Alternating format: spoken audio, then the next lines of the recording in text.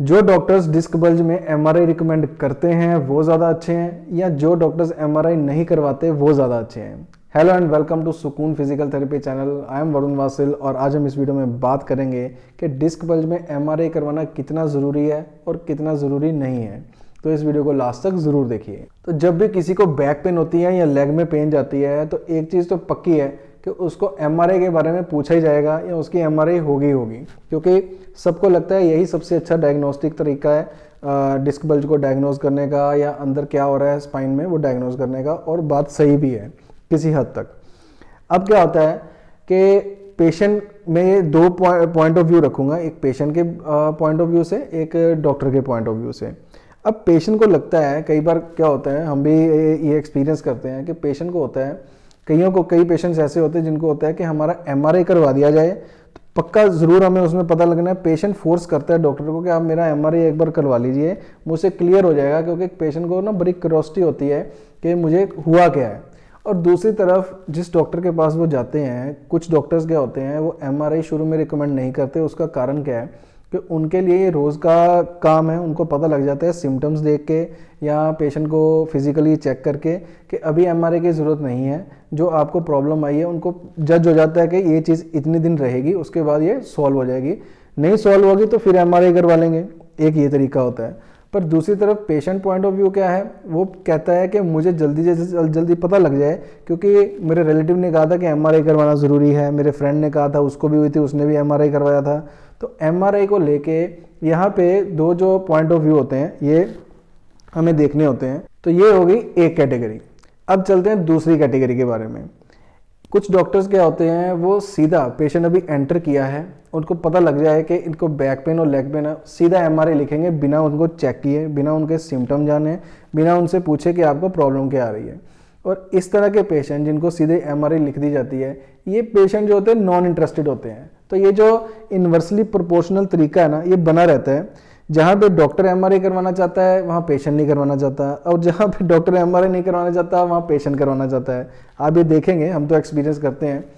एक ये थोड़ी कैटेगरी है जहाँ पे डॉक्टर्स भी चाहते हैं एमआरआई करवाना और जहाँ पेशेंट भी चाहता है कि मेरी एमआरआई हो जाए। तो ये तीन तरह की कैटेगरी हैं। तो इसमें हमें ये देखना होता है, आपको भी मैं समझा दूँ, जब भी आप डॉक्टर के पास जाएँ तो सबसे पहले तो अपनी प्रॉब्लम बताएं। आपको वो फिजिकली चेक करेंगे, सिम्टम्स आपके चेक करेंगे।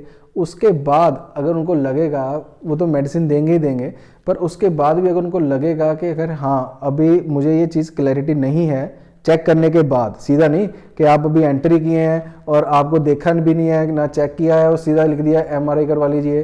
क्योंकि एमआरआई जो आप करवाएंगे ना उसमें प्रेजेंट कंडीशन तो आएगी और पुरानी जो चीज़ें हैं, डिस्क जो पुरानी निकली हुई हैं वो भी आ जाएगी। तो इससे आपको क्लियर पिक्चर नहीं होगी। जो डॉक्टर आपकी एमआरआई के साथ साथ, आपके मतलब सिम्टम्स के साथ साथ एमआरआई करवाता है, सिम्टम्स चेक करके, आपसे बात करके, आपको फिजिकली एग्जामिन करके, फिजिकली ना भी सही सिम्टम्स भी जान लेते हैं, उसके बाद एमआरआई रिकमेंड करते हैं तो बहुत अच्छा है, उनके पास आप ज़रूर जाइए। और जो सीधे ही कह देते हैं कि एमआरआई करवा के आइए, तो आप कहिए कि पहले आप मेरे को फिजिकली चेक कर लो, क्योंकि पेशेंट जो है ना वो भी एमआरआई की तरफ ज़्यादा उसका झुकाव होता है बजाय कि उसको फिजिकली चेक करवाने के या सिम्टम्स उसको बताने के, क्योंकि सिम्टम्स में काफ़ी चीज़ें क्लियर हो जाती हैं। एमआरआई तो हमेशा के पास है, हमारे पास ऑप्शन है ही है, एमआरआई तो आप जब चाहेंगे तब हो जाएगा।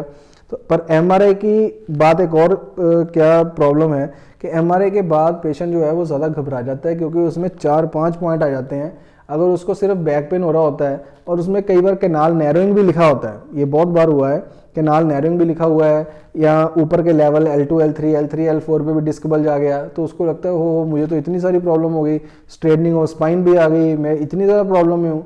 जबकि ये चीज़ें आपकी बॉडी में पहले से पड़ी थी, अब आपने एमआरआई करवा लिया प्रॉब्लम में तो वो चीज़ें भी उसने दिखा दी। तो क्योंकि रेडियोलॉजिस्ट ने तो वो सारा लिखना है जो उसको दिख रहा है, पर उसका रिलेशन आपकी प्रॉपर उस प्रेजेंट कंडीशन के साथ है या नहीं है, ये आपने चेक करना होता है। अब चलते हैं हम दूसरी बात पे। जो डॉक्टर्स इजीली फिजिकली एग्जामिन कर लेते हैं पेशेंट को, क्योंकि अब मैं पेशेंट का पॉइंट ऑफ व्यू समझा रहा हूँ कि वो किस तरह से देखते हैं। जो फिजिकली एग्जामिन करके बड़ा आराम से उसका सिम्टम जान के बिना एमआरआई के उसको मेडिसिन लिख देते हैं, तो कई पेशेंट्स को उन पर ट्रस्ट नहीं आता और वो सोचते हैं यार इसने तो मेरा एमआरआई करवाया ही नहीं, अब एमआरआई नहीं करवाया, इसको प्रॉब्लम कैसे पता लगेगी डॉक्टर को। तो क्योंकि सुना होता है, काफ़ी लोगों से सुना होता है, इतनी कॉमन प्रॉब्लम तो है किसी फ्रेंड ने बोला होता है, किसी रिलेटिव ने बोला होता है कि यार तेरी एमआरआई नहीं हुई, तो फिर तेरे को देखेंगे कैसे कैसे आपको ट्रीटमेंट दिया, नहीं नहीं नहीं नहीं तो किसी और डॉक्टर के पास चलो। अब यही डॉक्टर आपको ठीक भी कर रहा है, आपको इम्प्रूवमेंट भी आ रही है, पर वो जो माइंड में फिक्स हो जाता है कि भाई एमआरआई नहीं हुई, तो इस तरह की आप चीज़ें मत करिए, क्योंकि बहुत इंपॉर्टेंट चीज़ नहीं है। आप अपना ट्रीटमेंट शुरू करिए। शुरू में अगर बहुत ज़्यादा सीवियर प्रॉब्लम आ रही है फिर तो एमआरआई वो भी करवाएंगे ही करवाएंगे, और अगर आपको नहीं करवाई है तो थोड़ा पेशेंस रखिए। जब तक आपका प्रॉब्लम सॉल्व हो रहा है, आपको इंप्रूवमेंट दिख रही है, तो एमआरआई की क्या ज़रूरत है। और जब आपको लगेगा हाँ भाई अब मुझे काफ़ी वीक्स हो गए, मुझे रिलीफ नहीं मिल रहा, फिर आप ज़रूर एमआरआई की तरफ जाइए। तो ये हमें, क्योंकि ये मैं काफ़ी दिनों से देख रहा था और काफ़ी लोग मुझसे क्वेश्चन कर रहे थे कि कितना ज़रूरी होता है एमआरआई करवाना, तो इसलिए मैंने ये वीडियो बनाया है। तो आई होप अब आपको समझ आ गया होगा कि जब आप सबसे पहले जाइए अपनी प्रॉब्लम समझाइए। कुछ लोग तो सीधा हमारे पास तो चलो जब कंसल्टेशन करते हैं तो ऑलमोस्ट सबकी एमआरआई हुई होती है, तो मैं ये नहीं कहता कि एमआरआई करवाना बुरी बात है, बहुत अच्छी बात है। क्लैरिटी ऑफ थॉट आता है, पता लग जाता है कि हाँ कोई बहुत ज़्यादा सीवियर प्रॉब्लम नहीं है। पर इतना भी ज़रूरी नहीं है कि आप इतनी इमरजेंसी में कि जब तक एमआरआई नहीं होगी तब तक मैं ट्रीटमेंट नहीं करवाऊंगा, ऐसी आपने थिंकिंग नहीं रखनी। अपने डॉक्टर पे ट्रस्ट कीजिए, फिजियोथेरेपिस्ट पे ट्रस्ट कीजिए, ऑर्थोपेले पे, न्यूरो, स्पाइन, जिसको भी आप दिखा रहे हैं उन पे ट्रस्ट कीजिए। पर फिजिकली और सिम्टम वाइज एग्जामिन ज़रूर करवाइए। उसके साथ साथ एमआरआई हो तो सोने पे सुहागा है, मतलब उसमें आपको जो डायग्नोज है वो क्लियर तरीके से बन जाएगा। अब कई कहते हैं कि मैंने सिर्फ एक्सरे करवाया है, तो एक्सरे में मैं आपको बात क्लियर कर दूं, अगर आपने स्पाइन का एक्सरे करवाया तो उसमें सिर्फ वर्टिब्रा दिखेंगे, उसमें आपको स्पॉन्डिलोलिस्थेसिस दिख सकता है, डीजेनरेटिव चेंजेस दिख सकती है, डिस्क में स्पेस कम है वो दिख सकता है। पर जो सॉफ्ट टिश्यूज़ हैं, डिस्क कितने बाहर आई है, कैनाल कितना नैरो हुई है, फेसेट आर्थ्रोपैथी, लिगामेंटम हाइपरट्रॉफी, ये सारी चीज़ें आपको एमआरआई में ही दिखेंगी। तो तब आपको एमआरआई ही करवानी पड़ती है। सिंपल आपको कोई जर्क आया है, थोड़ी देर के लिए कोई बहुत सीवियर प्रॉब्लम नहीं आ गई, तब तक आप एक्सरे पे ट्रस्ट कर सकते हो। नहीं तो आपको अगर जब ज़्यादा प्रॉब्लम आ चुकी होती है, टाइम ज़्यादा निकल चुका होता है, 2 महीने हो गए, 3 महीने हो गए, ठीक नहीं हो रहा, फिर आप एमआरआई की तरफ ज़रूर जाइए। तो नटशेल में यही है कि बहुत ज़्यादा फोर्स हमने नहीं करना, जो आपके डॉक्टर कह रहे हैं अब उन पर ट्रस्ट कीजिए। और हाँ, जो एमआरआई भी करवाने को कहते हैं, आते ही आपको एमआरआई करवाते हैं के लिए कहते हैं, तो पर आप उनको अपने सिम्टम और फिजिकली एग्जामिन ज़रूर करवाइए। तो उम्मीद है आपको ये वीडियो पसंद आया होगा। इस वीडियो को लाइक कर दीजिए, शेयर कर दीजिए, चैनल को सब्सक्राइब जरूर कर लीजिए, और मुझसे 1-to-1 कंसल्टेशन के लिए नीचे लिखे नंबर पर जाके अपॉइंटमेंट बुक कर सकते हैं, व्हाट्सएप मैसेज करके। इसकी छोटी सी फीस है, उसको पे करके आप मुझसे 1-to-1 कंसल्ट कर सकते हैं।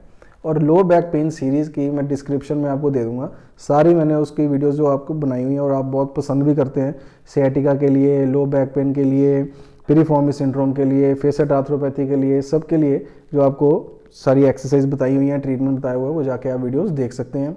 और साथ ही साथ हमारी sukoonphysicaltherapy.com पे जाके आप हमारी वेबसाइट पे जाके जो बैक सपोर्ट पिल्लोज़ हैं, नी पिल्लोज़ हैं और टेल बोन कुशन है, मल्टीपर्पज़ बैक सपोर्ट पिल्लो है, ये सारी आप जो बैक केयर प्रोडक्ट्स हैं ये आप जाके उसको वहाँ से बाय कर सकते हैं। क्योंकि ये जो चीज़ है ये हमें सपोर्ट काफ़ी देती है। जब हमें कार सीट पे बैठना है, ऑफिस चेयर में बैठना है, तो वहाँ जाके आप इसको बाय कर सकते हैं। नीचे लिखे नंबर पे जाके भी कॉम्बो पैक जो है ऑर्डर कर सकते हैं। Have a nice day, take care of yourself.